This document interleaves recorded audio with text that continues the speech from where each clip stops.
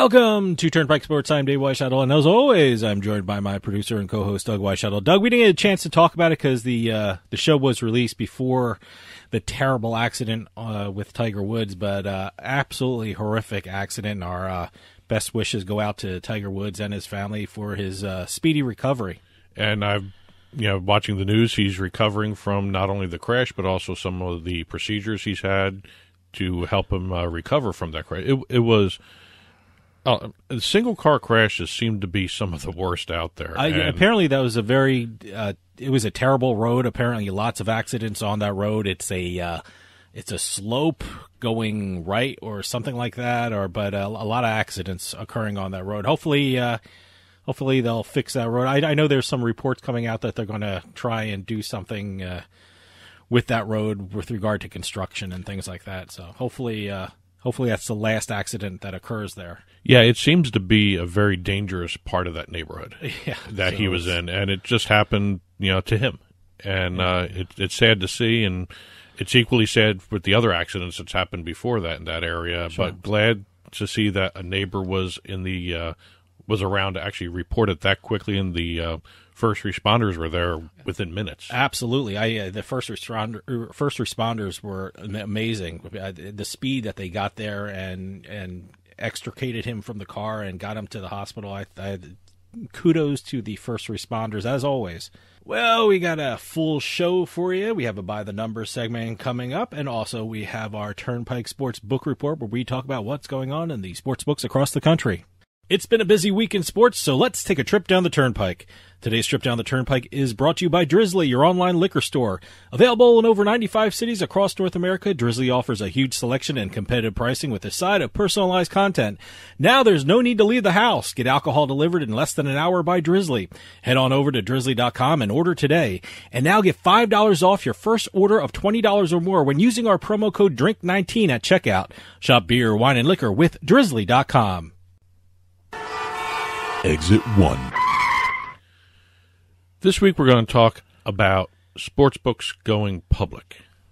Yeah, everybody talks about, some of these great developments that's aiding the sports betting industry in the United States as it grows and grows and grows, whether it's technology, whether it's the streaming platforms, whether it's content creation, whatever shape, form, the data deals, that sort of thing.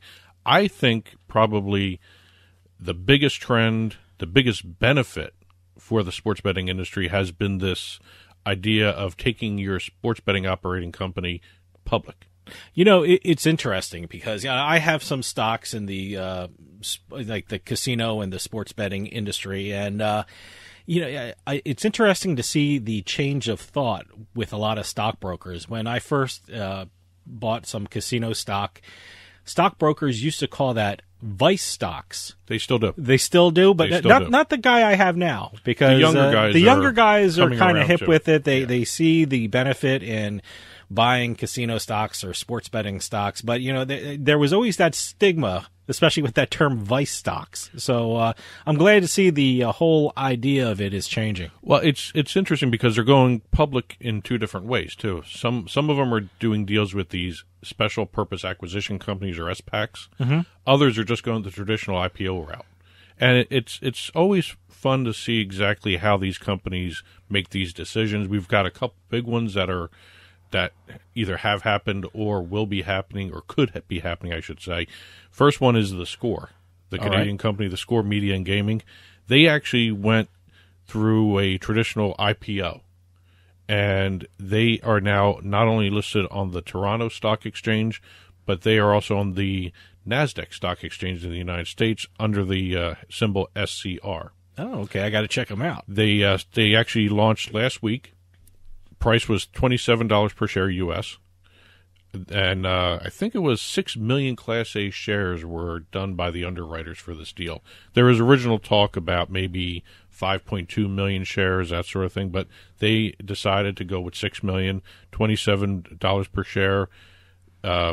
It's about $162 million going to theScore Media for operations purposes. Well, it's a good way to raise money, and it's actually a really great company. Absolutely. Not only is it a sports betting company as the Score Bet, but if people are familiar with the Score by now, they have to be, because they are a statistical, a news, content creator that for sports you actually have to pay attention to. They're a great product. I mean, even before sports betting occurred in New Jersey, I had the Score app on my phone just to follow my teams, just to follow the news of the teams, just to follow, they have stats on not only the teams but your players during the games, which is fantastic it's great for sports betting now, but it was really great for fantasy sports. Well, the other side of the same coin going public is the SPACs. And we've actually got two to talk about. One is with the MGM Resorts International former CEO Jim Murren.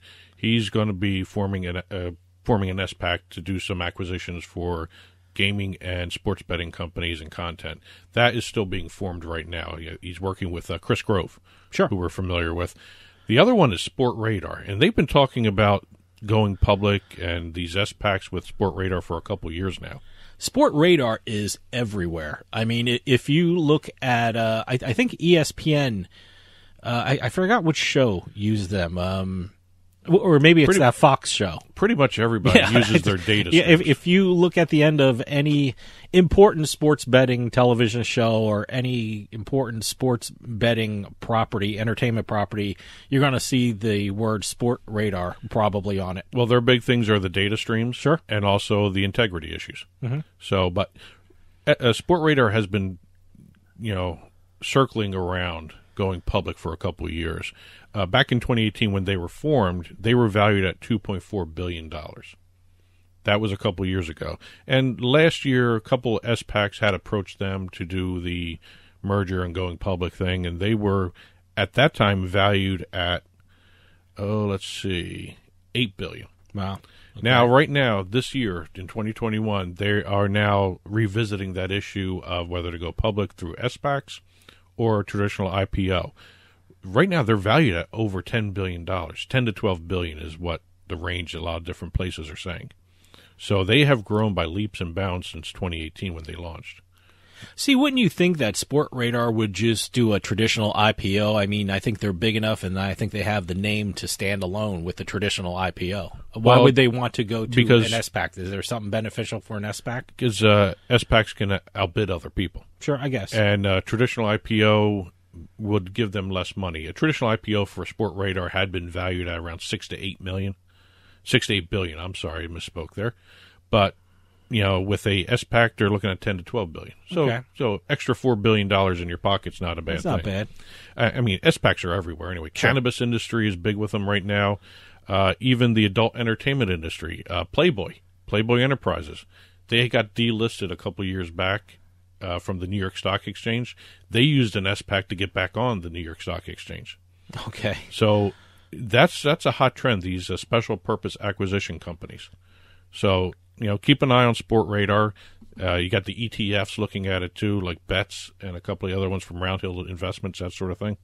They're looking at what they're going to be doing too as well. So the market's always changing, but the trend right now is going with an SPAC and going public. Look at that. Some stock tips from Doug. Exit 2. Over in the esports side of things, we have the NHL expanding into more and more of the esports industry.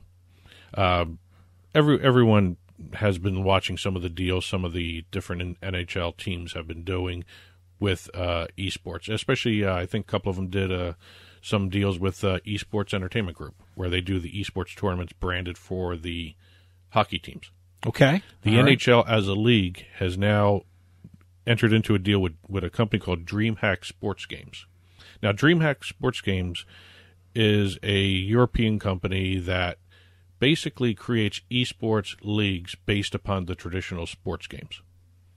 They've done golf, the European Tour for golf, soccer leagues like Superliga. I always say that wrong. And they even did HyperX, a deal with to do eSuperliga with HyperX. So when you see a, quote, traditional sport doing something with an e-sport, thing. That's what DreamHack really does. They focus on the traditional sports that everyone knows. They're one of the leaders in that industry. There are other companies that do that. Okay. But they're one of the leaders. What they're going to be doing with the NHL, they're going to work with the NHL to enhance what they call the NHL Gaming World Championship. The NHL has been doing this on the esports side for a couple of years now. But they are going to be working with DreamHack Sports to enhance it. DreamHack is going to be taking over the production of the esports event. It's going to have live and online components together. Okay. When live esports tournaments resume, under safe conditions, that is. Yeah. So we're going to be seeing a lot of NHL esports tournaments leading up to this World Championship. It's starting this month, as a matter of fact. You know, I've been checking out footage of those live esport tournaments. There's a cable channel, I think it's Vice, that actually, I think they have a show about esports and things like that and gaming. And, there are a lot of networks now. I checked it out, and boy, they have some footage. Those esport live tournaments were packed. Every so often, you also see on TNT the E-League. Yeah. So they're everywhere on major networks as well. Cheddar has something. Cheddar's got an esports show. Yeah. But the one additional note for the NHL deal with DreamHack, I'm sorry, I'm getting ahead of myself here. NHL with DreamHack. DreamHack is going to be looking for the sponsors for this championship league. NHL has always just gone to their own sponsors, for the on ice sponsors. They are now going to be expanding it, going to get new sponsors, and that's going to be DreamHack's purview to bring in this new blood into the esports tournaments for the NHL. Okay. Exit 3. Every week there seems to be something really interesting in the trademark area, especially in the sports trademarks. We're going to talk a little exercise trademarks, though, today. Exercise trademarks. All right. You know what a spinning class is. Yeah, that's stationary bikes. Right. That's for nice people my age, yes. It's a stationary bike. Well, yeah, that's now you have all the stationary bikes hooked up to internet and things like that. Well, now spinning and spin are everyday terms. Yeah. Well, now hold your horses on that one, because someone has a trademark, spinning. Mad Dog Athletics. All right. Back in the 90s, they trademarked the term spin and spinning for use on their stationary bikes and fitness instruction programs. Wow, it's pretty good move on their part. Well, you may be wondering who the hell is Mad Dog Athletics. Nobody knows who Mad Dog Athletics is, but they own these trademarks. Oh, good for them. And they have gone from a manufacturer and a product development company for these equipment pieces under the term spinning to just enforcing their trademark, or bullying to try and enforce their trademark. They send out cease and desist letters. They file infringement suits. Well, look, if they have the trademark, that's their right to do it. I mean, I'm sure, people who use the term don't like it when someone else has the trademark, but you know what? I think they had the foresight to get the trademark. They send a cease and desist letter to Peloton. Wrong company to do this to, matter of fact. Peloton's the biggest one out there right now in terms of the spinning classes, the exercise bikes. Last year, Mad Dog even had the temerity to file a patent infringement suit against Peloton. So they seem to be going after Peloton here. They sent a cease and desist letter for them to stop using spinning in one instance. They filed a patent infringement case on some of their products that Peloton supposedly is infringing upon. That's still in court. So Peloton got fed up with all this, and they have filed a petition in the trademark office to cancel these marks. Wow, that's interesting. Yeah. And that should be an interesting fight. I mean, certainly, Mad Dog Athletics have a trademark, legally obtained trademark, and they have the legal right to defend it how they see fit. And, well, that's what a lot of people don't understand about trademarks. You can get a trademark, but if you stop using it in the way it's registered, you can lose it. It can be invalidated. Well, I'm sure if someone attacks it, which Peloton is doing. Okay. Well, I'm sure Mad Dog Athletics will have their lawyers say, we are using it in a certain way, and I'm sure that'll be decided, and someone's going to decide it, whether it be the in court or whether it be the trademark office. Well, this is the same issue companies like Kleenex and Xerox had. Mm-hmm. their names or their marks, Kleenex and Xerox, became generic terms. Yeah, when somebody went to make a copy, make a Xerox. Make a Xerox, or you need a tissue, grab a Kleenex. Even if it's not the Kleenex brand. You sneeze, someone says, "Here's a Kleenex." But that's what the argument is. The terms spin and spinning have gone from unique and coined terms to generic everyday parts of the fitness industry, and they are trying now to get rid of these marks so that everybody doesn't have to deal with a cease and desist letter from Mad Dog here. So it's Peloton's viewpoint, and what Peloton is alleging, that Mad Dog is only bullying people. They have a track record of not doing anything other than sending cease and desist letters. According to Peloton, though. Trademark infringements. They've had other cases in the past with this. They've gone to court several times over this. All they do, and yet they still have the trademark. No one's ever attacked it. Okay, no one's ever had the brains to actually attack the trademark. If this is actually going on where they're not really doing anything, and they're just using the cease and desist letters, that's a valid attack on the actual trademark registration. If they are putting the products out, that's going to be something to overcome. What Peloton is hanging their hat on is these terms have gone from specific to generic. Okay. And it's a valid argument. It's an interesting argument. Whether or not the trademark office agrees with it's going to be another issue. I think it's going to be fun to watch this because, again, generic terms can't be trademarked. But again... Yeah, I wonder if cases like this, certainly this will be cited in cases from now on because, if Mad Dog wins, that's going to be, cited by a lot of people. If Peloton wins, it's going to be cited by a lot of people in the future going forward with trademarks. It should be interesting to see how everyone applies the law here. The only other thing they got to look out for is whether or not the trademark office considers this a retaliatory attack. If Peloton's being sued by Mad Dog for patent infringement, that can be viewed as this is a retaliatory attack on Mad Dog, which would hurt their chances in the trademark office trademark trial and appeal board. You never know. But again, it's an interesting little situation going on. It's interesting what Peloton is alleging, and it'll be interesting to see what Mad Dog has in response to it. And should be an interesting battle to watch. It's also probably going to end up being settled, too. Who knows? Exit 4. Last exit, we're going into the world of cryptocurrency. But crypto is everywhere. Well, I actually came across this story here. The NBA Top Shot. I saw it trending. It was I was not familiar with it, but it was trending on Twitter. It was trending on Instagram, and I had to go take a look at what NBA Top Shot was. I thought it was some kind of video game, but it's not. It's a crypto collectible platform. And NBA Top Shot has a deal with a company called Dapper Labs, where this site creates what they call moments. Now, moments are little video highlights that are interlaced with a blockchain cryptocurrency to create a non-fungible token. Now, what that means is... What's a what? Non-fungible token. Non-fungible token. What is that? It's a blockchain method of creating a... instead of saying, it's 1 of 20, in the terms of a collectible card series. Okay. There's only one of these. Oh, okay. You can't copy it. You can't do anything other than buy and sell it and trade it. Now, these are called moments. If they created current NBA stars video highlights that are basically collectible cards.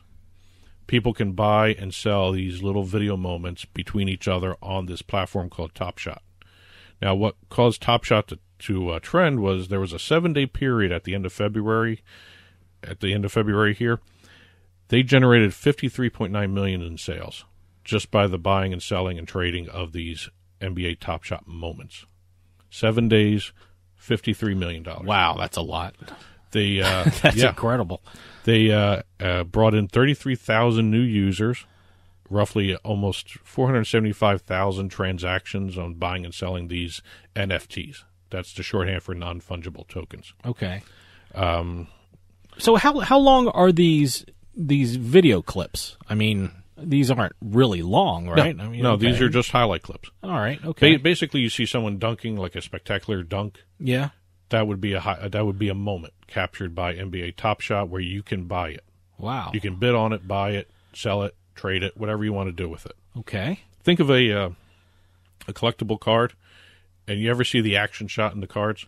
Yeah. Think of it as a moving action shot on the card. That's what these moments are. Two of them, two Now, moments. this is just for NBA, This right? is just NBA. Okay. Two of them, Zion Williams had a highlight reel shot, and also LeBron James had a moment. Both went for $100,000 each. Okay. It's a very interesting niche inside the card collectible community because they're technically not cards, but they are cards if you think about it. Yeah, I guess. Yeah, I know. I guess cards are the only kind of comparable thing that these things have now. Well, Dapper Labs was pegged by NBA back in, let me get the date right here. This was launched in October of 2020. So it's only a couple of months old. Okay. Dapper Labs is best known for, and I didn't know this, but best known for Crypto Kitties. I've never heard of that. They are basic, same thing, except Okay. they're videos of cats. Okay. They're moments of cats. So they went from cats to NBA stars. NBA has created Okay. this.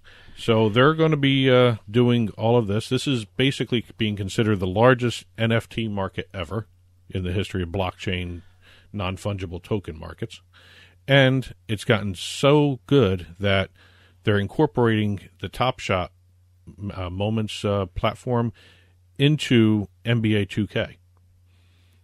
You know, you can actually purchase moments during the games. Okay. And they're also in negotiations with the Players Association to get rights to the old-time highlights. That'd be to interesting. make moments. Yeah, no, that'd be fun to see. So it's a very unique market within a market of cryptocurrency, but it's also a unique market within the market of card collectibles. So NBA Top Shot, I got to actually take a look at this because it looks really interesting, just these moments. And today's Trip Down the Turnpike was brought to you by Drizzly, your online liquor store. Available in over 95 cities across North America, Drizzly offers a huge selection and competitive pricing with a side of personalized content. Now there's no need to leave the house. Get alcohol delivered in less than an hour by Drizzly. Head on over to drizzly.com and order today. And now get $5 off your first order of $20 or more when using our promo code DRINK19 at checkout. Shop beer, wine, and liquor with drizzly.com. And as always, you can get in touch with Turnpike Sports by calling or texting us at 609-512-5910. That's 609-512-5910. At Turnpike Sports is the show's handle on Facebook and Twitter. At Turnpike Sports Radio is our handle on Instagram. And as always, our email address is info@turnpikesportsradio.com. And don't forget, you can listen to the show via Spotify, Amazon Music, iTunes, radio.com mobile app, as well as Stitcher and YouTube. You can also watch us on your smart TV, Roku, Amazon Fire, Apple TV. Head on over to turnpikesports.net. You'll be able to watch our video channel there. Well, we got a great show coming up for you. Stick around because later on we have the Turnpike Sports Book Report where we talk about what's going on in the world of sports. But what's next? Is a By the Number segment up next? Or By the numbers. It's a By the Number segment where we let the numbers do the talking. So stick around. We'll be right back with more Turnpike Sports.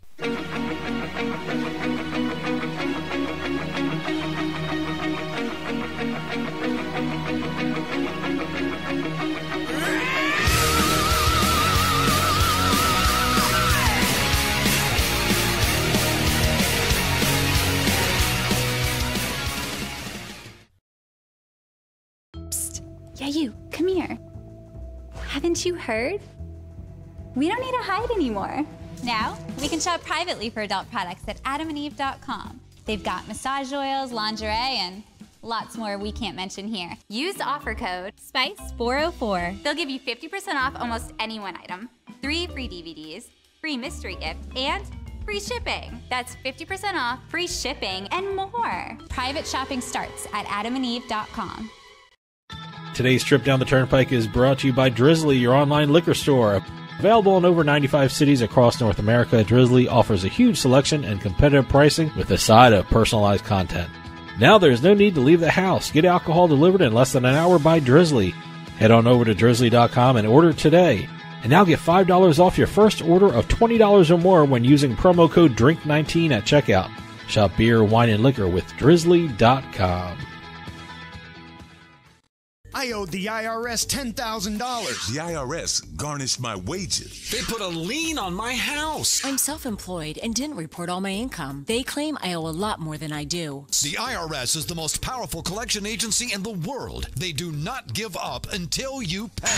I couldn't sleep. We were being audited. I called Tax Solutions Now, and a great big weight was lifted off my shoulders. I called Tax Solutions Now, and they got the IRS off my back. Tax Solutions Now had my wage garnishment lifted in 48 hours. Tax Solutions Now can get you help. Our agents know the rules, can stop the pain, and get you the best deal. Tax Solutions Now saved my business. I qualified for the Fresh Start program. I paid less than I owed. We connect you with a team of former IRS agents and tax professionals who get the IRS off your back.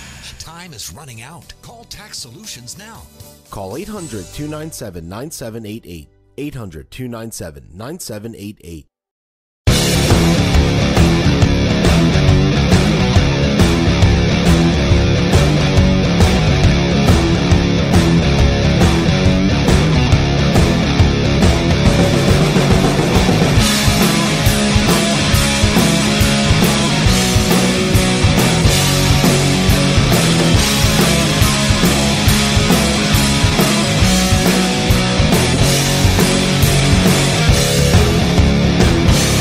We'll get back to the show in a few moments, but I just wanted to take some time and tell everyone about Bean Genius, the smart specialty coffee subscription service. Bean Genius sells freshly roasted coffee from some of the best independent coffee roasters in the country. They feature over 2,000 specialty coffee blends, all at your fingertips at beangenius.com. Here's how it works. Head on over to beangenius.com and take their palate profiler test to find out what coffee best fits your taste. Then select from a variety of subscription plans. Every subscription comes with free shipping, and delivery can even be scheduled for once or twice each month. And based upon your review of each coffee blend you try, Bean Genius actually learns your individual taste preferences and then suggests future coffee blends for you. And now you can get 10% off your Bean Genius subscription when you use our promo code PIKE at checkout. Bean Genius offers a variety of subscription plans to suit any coffee lover's needs. Subscribe with Bean Genius today and start enjoying some of the best tasting coffee around. And save 10% off your coffee plan with promo code PIKE.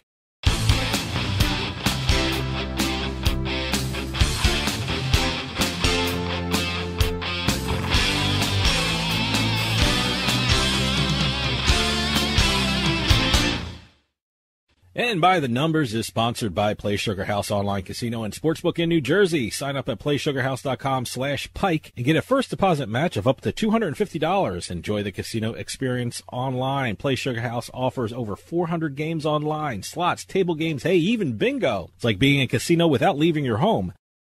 And we got another edition of the Turnpike Sports By the Numbers segment where we let the numbers do the talking in certain stories here. I'm going to be throwing out three numbers for Dave to figure out whether or not. And I'll get all three numbers wrong. So we'll be doing that. Who thought of the premise of this? Let me throw out an ambiguous number and let Dave think of it. Some of them are common sense. All right, no. Okay, none of them are. I think they're all common sense. Okay. But anyway, first number, 11 million. 11 million, that's either a dollar figure or, I mean, could it be a ratings for a TV sporting event? I'll go number figure, but that's as far as I'm going to go with number figure. This is the amount that was bet on table tennis in Colorado in the month of January. $11 million. $11 million. I mean, people who listen to this know I just don't get the allure of table tennis. Hey, if you're fans of it, great, good.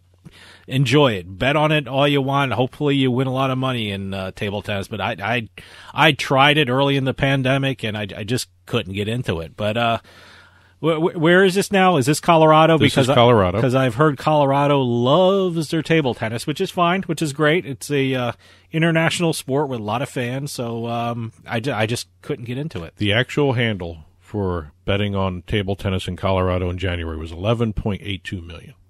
Wow. $11.805 million was bet online in Colorado on table tennis. So somebody's sitting there with their little phone on there and looking at the table tennis lines and just going boom, boom, boom. Well, look, when my limited experience with betting on table tennis. I saw it streamed on the actual online sportsbook I was placing the bet on. And, and it was just a camera with two guys playing ping pong. But it's a fast-moving game. But look, I'm wondering if it would get more people like myself if it was, if the production value was a little better. Maybe because I only saw it with two guys and a video camera streaming in an online sportsbook, and that's all that it was. I know maybe other sportsbooks have better production value than the one I was looking at, but maybe if it had announcers and had a backstory of the players, it gave me some insight of what the whole what do you table. Want, like a wrestling I thing? I don't know. Just get me involved in it a little bit. All I saw was I looked at table tennis. It was streaming on the thing, and I threw a bet on it just to see what would happen. Do you want heckling from the stands? No. I'm just a little bit of production value. Maybe like the story of how that player got to where they're at, or something like that. I don't know, and maybe an explanation of the rules might have helped me. And shame on me for betting on a sport I don't really know the rules to. Well, see, my first thought was how much of this was bet pre-match and how much of it was in-game. Oh, the in-play betting. Because it's a fast-moving game. I didn't even try that. The stats change constantly. Yeah. But again, Colorado seems to love table tennis. Bettors bet more on table tennis than ice hockey, college football, MMA, tennis, and golf. Well, but if you like it, yeah, obviously it has fans. It's an international sport, but I just need something more to get me involved, to pull me into the table tennis community. Do you want a flaming ball or something? Or I don't know. Do something. Metal balls, maybe that. I don't know. But I did enjoy the table tennis movie with Balls of Fury. Balls of Fury. Yes. See, it has to be something like that. A tournament on a far-off island where you're invited to play table tennis. I don't know how the ping pong industry feels about that. I'm waiting movie for that. So. I'm waiting for that. But you want an even more staggering number? $87.02 million in total since the Colorado sports betting market launched in May for table tennis. Has been bet on table tennis. Wow. Okay. Now, it's not just Colorado. Table tennis seems to have a following in other states, and I found one where it's considered one of the big four sports for sports betting. Oregon. Wow, okay. They had. I wonder if this is a West Coast kind of thing. I don't know. I'm not hearing any East. You mean get over the Rockies and? I don't know. I don't. I mean, maybe I should give it another shot, but I don't know. I just can't get into it. Table tennis bettors bet $21.1 million in Oregon for 2020. That places them in fourth. Basketball was first. Football and soccer were the only other sports that beat table tennis in Oregon in the year 2020, last year. So table tennis is I don't know how big it is on the East Coast. I really see people talking about it on the East Coast. I think you're right. There may be some kind of different aspect to it that the West Coast prefers over the East Coast, but I don't see it talked too often about on the East Coast anymore. Next number. 14. I think I know this one because we have an office in Massachusetts, and is this the number? It was either 14 or 15, the number of sports betting bills that were introduced. But 14 is the number of 14? Sports betting bills introduced in Massachusetts. All right, and they are all over the place. None of them will get passed. Well, the problem is they're not going to get passed because there's too many competing ones with different angles and aspects here. Let me go through some of these. Plus, the governor has some very interesting ideas about sports betting and college sports. Well, the governor's is the one that may pass. Everyone is looking at that because that one is But he forbids complete. betting on college sports of any kind. That's probably going to be amended out of it at some point. Yeah. But Governor Charlie Baker, his House Bill 678 has a tax rate of 10% for retail, 12.5% for online betting. A couple other ones here. You mentioned the college betting ban in Baker's bill. Another one, Senate Bill 2259 from Senator Tarr also has a ban on college betting. You go over to Senate Bill 3875 gives casinos one sports betting license but allows up to 10 mobile-only licenses. So the casinos don't get multiple skins, but you're going to have 10 mobile licenses under this one. You go over to House Bill 3606 and Senate Bill 2237. They're companion bills. 10% hold, legislatively forced. Like Tennessee. Okay. Well, just like Tennessee. I'm starting to see 10% becoming more and more naturally achieved by some of these sports books. Well, if that happens, why do they have to put it in a bill? So just to guarantee that floor. Well, I don't know how that's going to be received. Let the market do its thing. They'll legislate it. House Bill 3786 and Senate Bill 192 would create less than 10 operators in the state, which makes no sense to me. You should have a bigger market than that, just to create not only competition but bring in more revenue. Well, more revenue, more competition, and that also means better things for the customers. You have more competition. The competition, vies for the people's money and the vies for the people's business, which means better product for the people and more perks for the customer. And it's also there's one of two bills that have a very low license fee, $250,000 under this bill to get a license. Huh, okay. Another one has a $100,000 license fee, but requires official league data and an integrity fee. Oh, no, that's crazy. Yep. A couple other bills are calling for a commission to be formed to study sports gambling before they do anything. So it means like 10 years down the road, you'll get sports betting. Then you have this other one that this Senator Brendan Crichton. This is the other bill that's getting a lot of attention because it's a favorable one. $10 million license fee paid by casino operators, racetracks, and mobile-only sports books. It's a wide open field. It's more like the New Jersey model than a lot of the other states. And let's see. The Senate companion bill, $5 million application fee and a $1 million renewal every 3 years. So there's a whole variety of different ideas out there of how sports betting should be run in Massachusetts. I think they're all going to get boiled down into one big bill some way, shape, or form.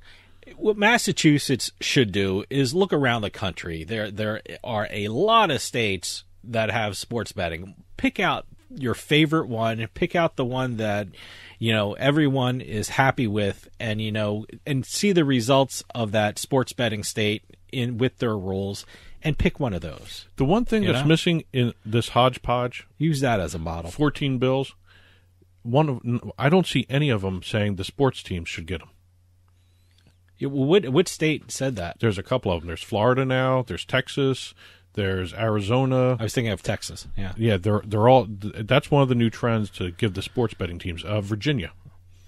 Carves out. They're not part of the legislative mandated license. The sports teams can get their own licenses. Washington football team got one. Yeah. So I'm not sure how I feel about that. I mean, just for regulatory purposes, I'm not too sure. You got a sports book in Philly right now, right in downtown where the stadiums are. I know, but they're not. Might as well give it to a team. But it's not owned by the team. Yeah. Well, they're making deals with these betting books. You're putting the fox in charge of the hen house to sound like an 80-year-old guy. So it's, again, it's one of those. If there's nothing else there, I mean, if you're in a state with no casinos, it makes sense to do.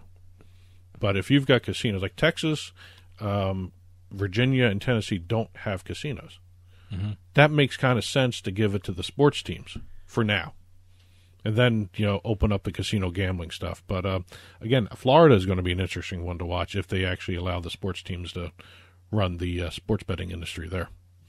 Last number for the week, 1.068 million. I have no idea what that is. It's too low to be some kind of, number in sports betting or casinos and things like that. Is that a viewership or is that a attendance thing? Total audience delivery number. Oh, okay. Total audience for the Flyers-Bruins game from Lake Tahoe.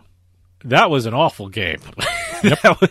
The Flyers had a whole bunch of people in COVID protocol, and it was just an awful game to watch. Unless you're a Boston Bruins fan, it was an awful game to watch. And you bet the over for the total number of goals. If you bet the over. It was 7-3, 10 goals scored. Yeah.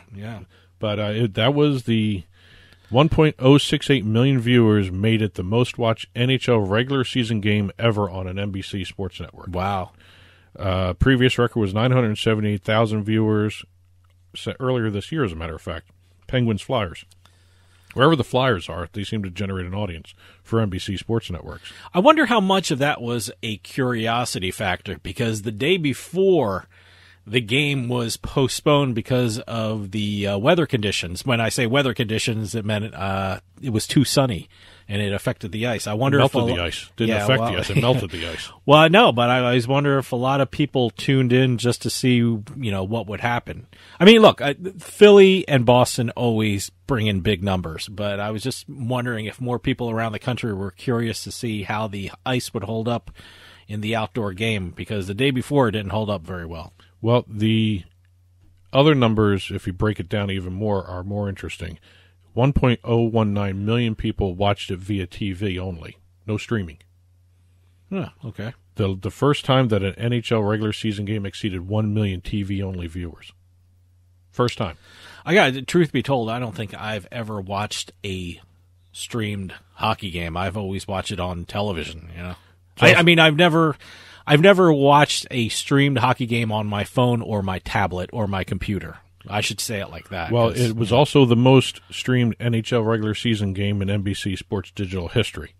Okay. And the last little record that they want to throw out there, Flyers Bruins, don't mind my stuttering there, Flyers Bruins was also the most watched NHL regular season game on cable in 19 years. Huh. Sharks Red Wings in 2002 on ESPN had 1.278 million viewers. So it's still the most, but that was the most watched NHL regular season game in 19 years on TV. I think Tahoe had a lot more to do with it than the actual game itself. Yeah, it was kind of a novelty thing. I mean, it was beautiful. It looked great. I mean, just absolutely beautiful setting for a hockey game. But like I said, it was just awful for the ice, and good for the ice crew who actually had to deal with stuff like that to make it playable. I actually hope the NHL incorporates that rink into their NHL esports thing that we talked about earlier in the show. Yeah, no, because it was a beautiful rink there. Yeah, stick around. We'll be right back with more Turnpike Sports.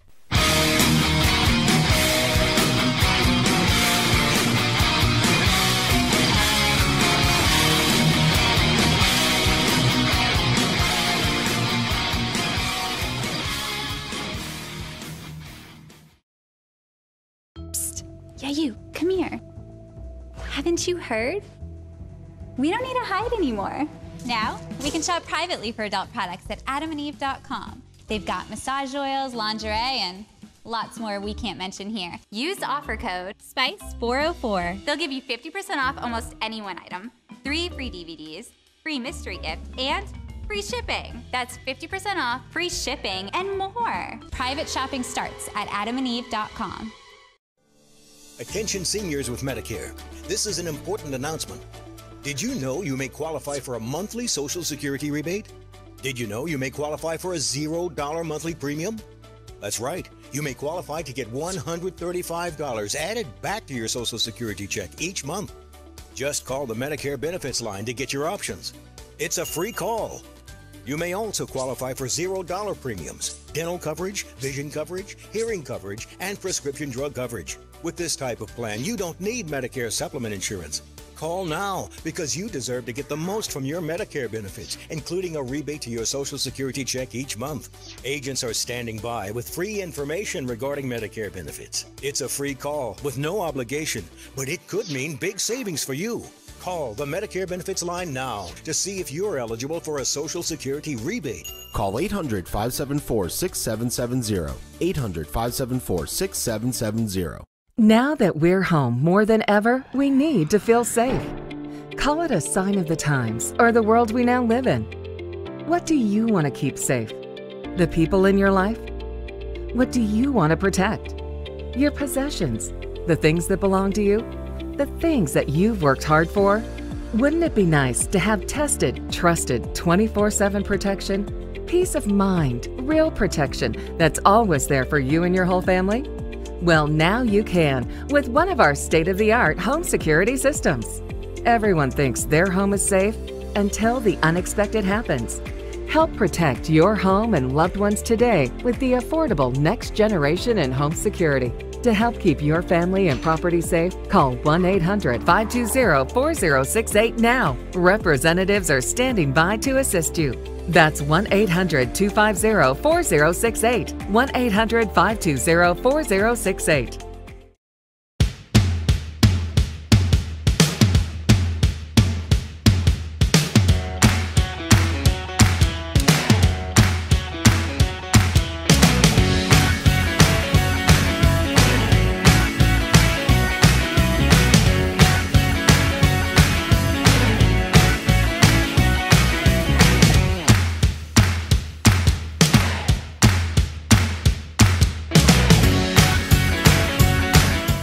Sometimes life is wonderful, and sometimes it's not.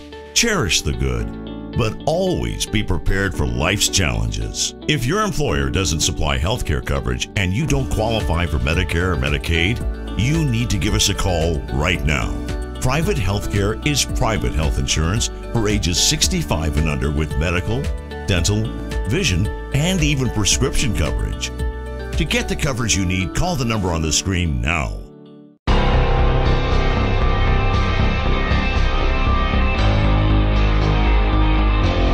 Turnpike Sports Book Report.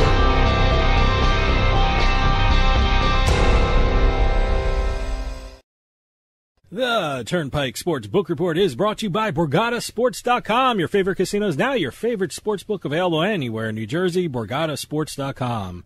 Sign up at BorgataSports.com using our promo code PIKE, that's P-I-K-E, and you get a risk-free bet up to $300 and 20 bonus dollars at BorgataCasino.com. Must be 21 years or older and in New Jersey to place a bet. Terms and conditions apply. Gambling problem? Call 1-800-GAMBLER. All right, in this week's book report, we got national numbers to talk about. We got some state records and state numbers to talk about. Got a bunch of deals, 2 20-year access deals, and also a very interesting deal with a hockey team that was pulled or canceled almost as soon as it was announced. I know what you're talking about. So we'll talk about the Knights in a little bit. Let's start with the revenue numbers and handle numbers for January. January seemed to be a really good month for a lot of states. Yeah, no, it was. A lot of records being set, whether it's a handle record or a revenue record or a tax record. You gotta love playoff football.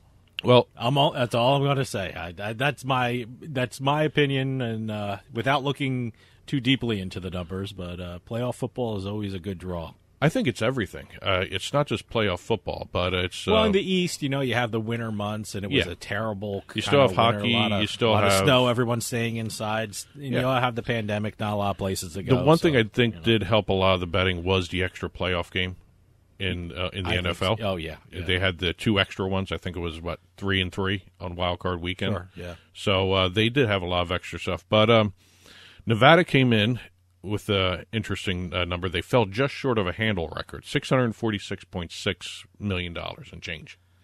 That's second all time, up almost 10% from the previous month in December. January of 2020, they were about 29% above that. So year over year, they did well. Month over month, they did well. The revenue was 160% from year over year, January 20 to January 2021. It's $52.3 million. It's interesting because it's the fourth time their handle and the fourth time their revenue both hit a certain plateau. Fourth time the handle went over $600 million. Fourth time the revenue hit the $50 million mark as well. Remember when everyone was worried, especially Nevada was worried, that other states will get sports betting, the numbers will go down for them? I mean, I think it's just getting stronger in Nevada. I think the competition's helping. Yeah, maybe. You got to remember, one of the reasons why New Jersey got sports betting was certainly to make money, but their number one reason was to stop losing money to Vegas. And I don't know. The numbers in Vegas haven't been suffering. Let me just say it that way. So I'm not sure if it's from out of town people or what that is. But New Jersey's doing amazing, and I guess they did stop losing money to Nevada. I guess that everyone agrees on that one. I think New Jersey is taking over as the top spot right now. Well, just because of population. Just because of population density. And also I think, but it's not hurting Nevada. Other states having it. I think the fact that coronavirus restrictions are still hindering the travel to Nevada. I think once people start getting back to where Nevada was visitation-wise, travel-wise, you might see Nevada start creeping back up again. The one time I would look seriously at Nevada's numbers if California ever got sports betting, because that seems to be the biggest state next to them and the most populous state next to them. It seems like everyone in California goes to Vegas to do their betting. So if California ever got sports betting, I'm very curious to see how Nevada would do. Well, I think Colorado is also a threat to Nevada, too. Sure, but it's no California. No, it's no California, but there's no telling when California is going. Yeah, I think New York that could be off in the future. New York is going to get sports betting before California, I think. Which is a concern for New Jersey. Exactly. They'll lose 20%. New Jersey's concerned about New York the same way Nevada should be concerned about California in the future. Well, I just wonder if New Jersey really is going to lose that 20% of New Yorkers, because I think you got a lot of fans of that Meadowlands complex there.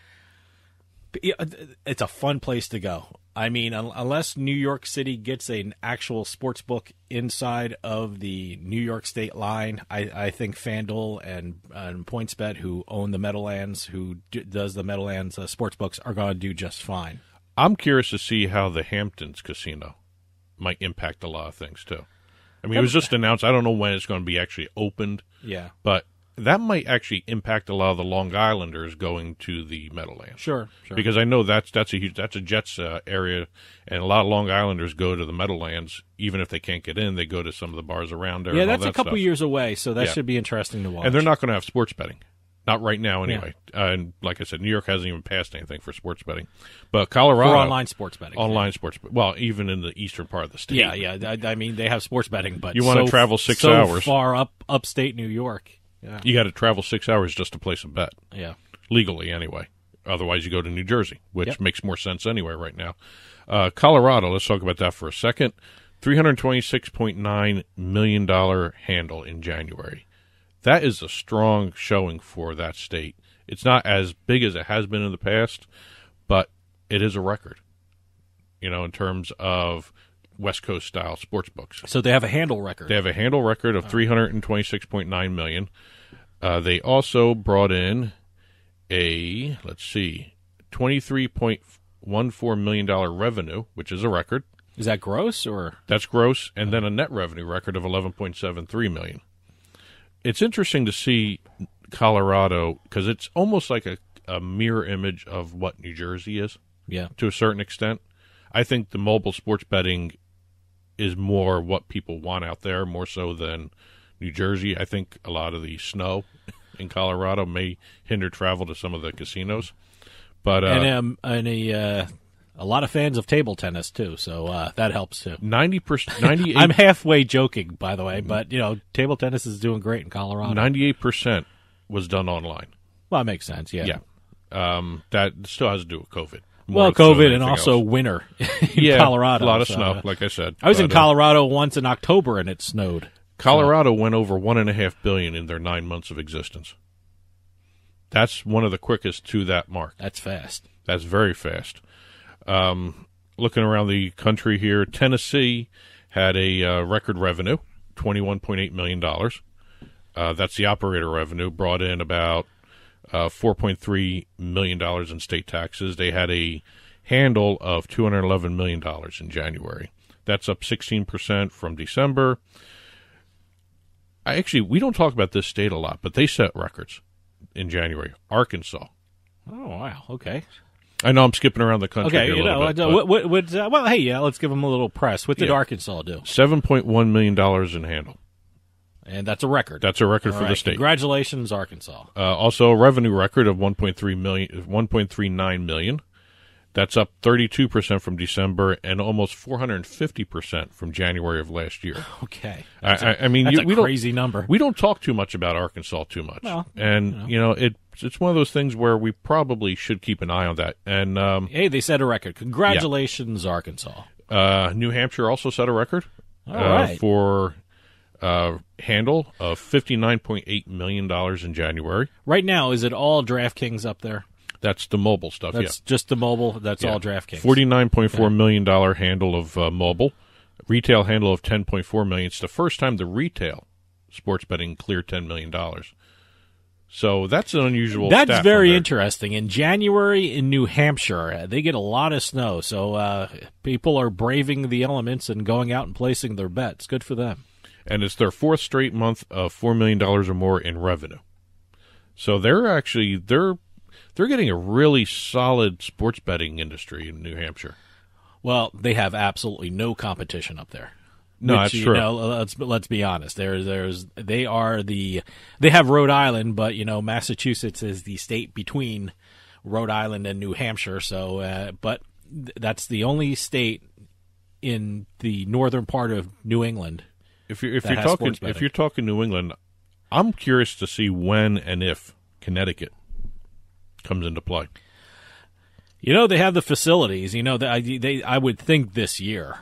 I can't believe it won't be this year. Well, DraftKings already has to deal with the one of the casinos there in Connecticut. They have two big casinos. They have Foxwoods, and they're still talking about a third one too.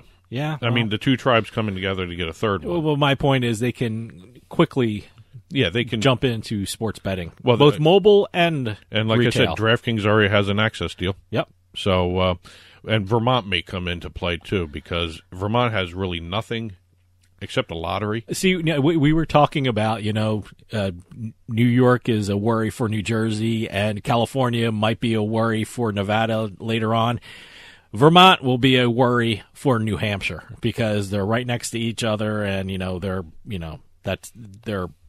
right in bordering on Massachusetts, both of them. And I think New Hampshire's worry will be Massachusetts more so than Vermont. Yeah. Well, the Vermont population the problem isn't as much of a problem for New Hampshire. And New Hampshire also has casinos and poker rooms, charity stuff, but poker rooms, they have casinos.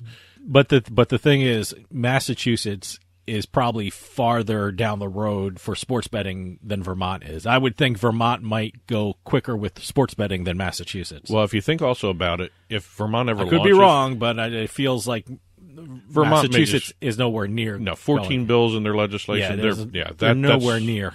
They got to do some really good editing on those When the bills. state starts thinking about forming a commission to study sports betting, sports betting is well down the road. Yeah. So, but I think really, if you think about it, where New Hampshire is, if Vermont actually does get sports betting relatively soon, relatively within the year, maybe, I think New Hampshire redoubles its marketing efforts in Massachusetts, Maine, and Connecticut, even Rhode Island. Sure. To try and get some of the customer base from those other states, because I just don't see Vermont, Massachusetts isn't a problem for New Hampshire, ever. I don't think it ever will Actually, be. you know what? The governor of New Hampshire, Governor Sununu, always takes a jab at Massachusetts, saying, we love your money, so come up and gamble in New Hampshire. Well, like I said, I think Vermont's probably going to be quicker to sports betting than both Connecticut and Massachusetts, the way that state's moving with their sports betting I bills. feel the opposite. I feel Connecticut is closer to Vermont, but I don't know. Vermont is closer to sports betting than Massachusetts. Everything I see coming out of Are we Connecticut- talking about New England a lot or what? Because it's interesting with New Yeah, Hampshire there. yeah. New Hampshire's like a little, peg out there. Nationally, in January of 2021 here, like I said at the beginning of this, it was a very good year. 15 states brought out their handle as we're recording this. By the time this airs, you'll probably see one or two more. The handle came out to, I'm going to get this right here, $3.495 billion for the month of January alone. Wow. And that could go up, you said, right? Yeah, because Illinois still hasn't given out their numbers. Tennessee really hasn't given out some of their numbers. Oh, I'm sorry, they do. I actually have Tennessee's numbers here right below that note. So, okay, Tennessee came in with $211 million in January. Okay. But, there's still Illinois out there. There's still Delaware out there. So for January, the national handle was $3.49 billion, and that could go up within days, right, of that total. And if you think about it, Nevada and Colorado brought in almost $1 billion themselves. New Jersey brought by itself almost $1 billion. Pennsylvania is getting close to that stuff. So those numbers are really, really interesting. I don't know exactly how February numbers are going to be. February is typically kind of a lower month. Yeah, it's weird because you do have the Super Bowl, but then again, it's only one football game, although it's a huge betting football game, but you don't have the playoffs every week in football for that, which is the big moneymaker for betting. Well, we'll see exactly how January rounds out.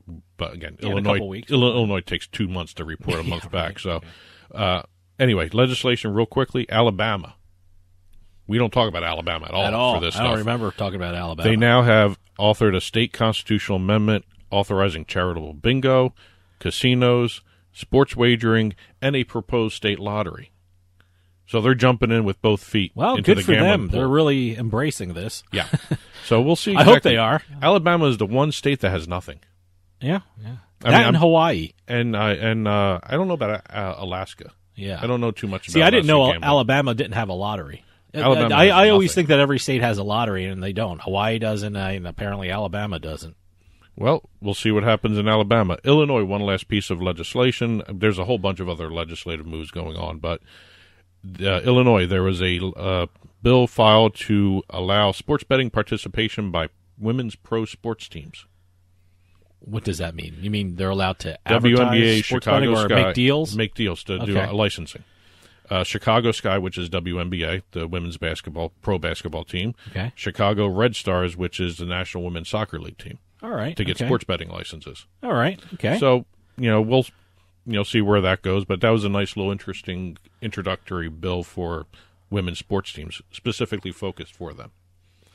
Going over to the deal side of everything, we had 2 20-year deals. Penn National did a deal with Rivers Casino Schenectady. Really, it's Capital Region Gaming. Yeah, that's New York. Yeah, for New York, that's a 20-year access deal for New York mobile sports betting and iGaming. I feel mobile sports betting in New York is getting close. So, well, Penn National, as everyone knows, is Barstool Sports. Yep. So that'll be interesting to see when and if they actually make it into the state. Barstool, they're doing very well with regard to the sports book because Pennsylvania, they have a mobile sports book which is doing very well. They have a mobile sports book in Michigan, which is doing extremely well in the couple weeks they were open. So we'll see. But the couple weeks that Michigan has allowed online sports betting, so they're doing very well. Staying in New York, we have Golden Nugget also getting a online sports betting and iGaming access deal in New York with Tioga Downs, American Racing and Entertainment. That's Jeff Corral. Mm-hmm. So we'll see when Golden Nugget launch. Everything is really dependent upon regulatory approvals and legislation passing and enacting. It's got to be close to New York. You just feel it, Yeah, I mean, New Jersey, you can feel the rumblings coming from the north. I mean, it's coming. And one other note, DraftKings added Cal Ripken to their board of advisors. Great move by them. Yeah, absolutely. They love adding the big names to their board of advisors, and that is probably one of the best names they could have put onto the board there. Cal Ripken came to my mind earlier this week because I'm looking for my I have a rookie Cal Ripken card, baseball card I'm looking for. I can't find it. It's worth a good chunk of change, and I'm rifling through my belongings to find it, but good for Cal Ripken. I actually think DraftKings would be smart to reach out to a company like Panini or something that does the cards, and all their athletes advisors do sports betting trading cards for them. Oh, okay. So that'd be kind of interesting to see them do that. Last but not least, we have this crazy deal between Vegas Golden Knights and U-Pick Trade. Everyone trashed the deal. That was just weird. That was a weird from the beginning. I said, why are they doing that? And I'm not sure what their whole rationale was. And and I guess a lot of other people thought it too. And more importantly, the Golden Knights rethought it as well. Well, I guess U-Pick is not a sports book, which would make this deal a little bit more kosher for everybody. U-Pick is a tout service. They sell picks. Well, that's the situation. I didn't know why they were even involved themselves. I didn't know what the relationship would entail. Well, according to U-Pick, and this was the big thorn in the sports betting industry side. You got to look at it both sports betting industry-wise and general public side here. Yeah. Sports betting industry works so hard to deal with integrity of the game. Sure. Unusual betting situations where they police all that stuff. U-Pick has when they made this deal, they asked U-Pick was asked about access, what they were getting from the Knights in this besides advertising. Yeah. And U-Pick has come out and said that they never did ask for and didn't expect injury reports, advanced injury reports, advanced lineups, that sort of stuff. And again, everyone was really concerned about whether or not they were getting that information. Let That me old tell you- argument from sports betting, why was the injury report released so early so the bookies can put the lines together? Well, look, I mean, as in other professions, you're not looking for impropriety. The problem is the appearance of impropriety. Yeah. You want to make sure that everything is up and up, but also you want to show and make people feel that everything is on the up and up. Well, and maybe this kind of, I'm sure it could have been on the up and up. I'm sure they weren't expecting access information for sensitive material for their betting information. But the problem is a lot of people would be thinking that. And if people are starting to think that, even though if it's not true, that hurts the industry. Well, I have to look at it. Did I go a long way for that one? No, that was the right way to phrase it. I think you got to look at it in two ways. From the sports betting industry side, that's the argument they used, and Vegas probably was not expecting that backlash. I still don't know why they did it. I don't understand it either. I don't get the whole. I'd love to be in that meeting, say, with someone presenting that and say, "Hey, this would be a good idea." But if you look at it from a business standpoint, not from the sports betting industry side, but the business standpoint, and since I handle all the advertising chores for running the shows, I have to look at it as this was a sponsorship deal. It's not an endorsement. It's just money coming in. It's an advertising deal. In their eyes, it was just another sports betting entity that they were doing a deal with that ran along those lines. That may have been the thinking in the front office, in the advertising marketing offices, divisions of Vegas Golden Knights. That may be the only way that you can look at it, that deal made sense. Yeah. I mean, if you look at it from the business side, it makes sense because they got money coming in. They're giving value for the advertising money. It was just a straight deal as a sponsorship. But the weird thing, the way it came out in the news is the Golden Knights did a deal with UPick. Yeah. The headlines started having bells and whistles. Right, rung. exactly. But again, in terms of sponsorship, and there's a dichotomy in sponsorship that I'm not getting in this country, because a lot of times people are equating sponsorship with endorsement. And that's where a lot of people get confused as to whether or not this deal was an endorsement of the UPick trade tout service. I don't know if it really was. I don't know the thinking. I don't even know the particulars of the deal. They were never disclosed. Was UPick going to become an official whatever? They were the official. I don't know what they. I don't even know what the deal entailed. They were called the official sports betting pick service partner. Okay. Under the deal, none of the terms were disclosed.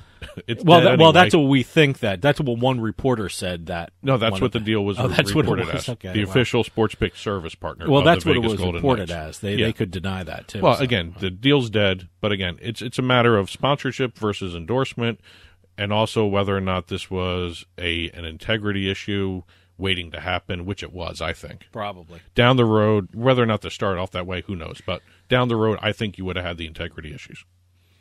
Well, that's it for this week's. We got a whole bunch of other stories we didn't hit, we didn't have time for. So if you head on over to turnpikesportsradio.com, click on the blog button, you will see these stories that we did talk about and stories we did not hit in print form on our blog. And that'll do it for us. Hey, stay safe out there if you're visiting one of the newly opened casinos or sportsbooks. We'll talk to you next time on the Turnpike.